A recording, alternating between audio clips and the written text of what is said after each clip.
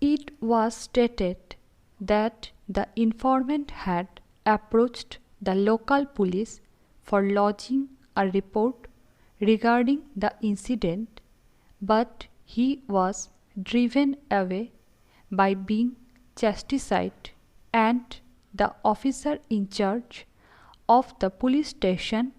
was not inclined to take steps for recovery of the girl, and that caused the delay in presenting the written report before the Superintendent of Police. On the basis of the said written report, and as per the direction of the Superintendent of Police, the case was registered under Section 366A IPC by PW8, who stated in his evidence that he made hectic search for the girl and also recorded the statement of witnesses, and lastly could find out the girl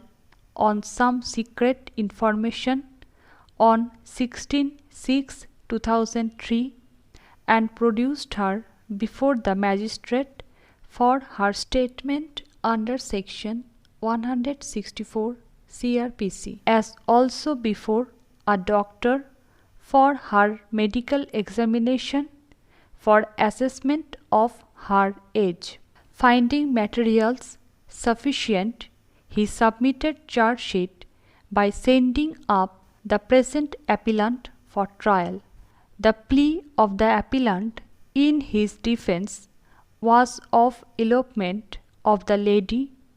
on her own free will, with the appellant to go out of her parents' house, and after being pressured by the police and his family members, it was suggested to PW6, the victim, that she had framed facts to falsely implicate the appellant. In course of the trial, 8 witnesses were examined, which included PW8, the investigating officer of the case, and PW7, the doctor who issued Exhibit 3, the medical report. Other witnesses included the victim, PW6, and her family members, including the informant (PW5). The witnesses supported the prosecution case that the victim was lifted at gunpoint and forcibly taken away by criminals, including the present appellant, and she could not be traced, as a result of which the case had to be registered, and subsequently, when the victim came back, she adduced evidence against the appellant, and she stated about being raped by the present appellant, as may appear from the evidence of PW5. PW6 also stated same facts during her evidence.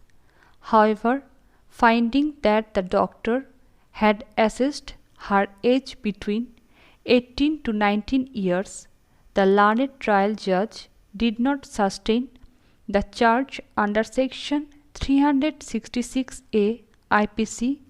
which was earlier framed against the appellant, and convicted the appellant only under Sections 366 and 376 IPC.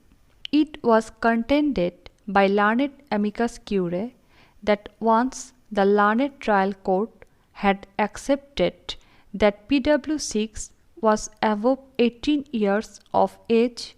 and as such acquitted the appellant for the charge under Section 366A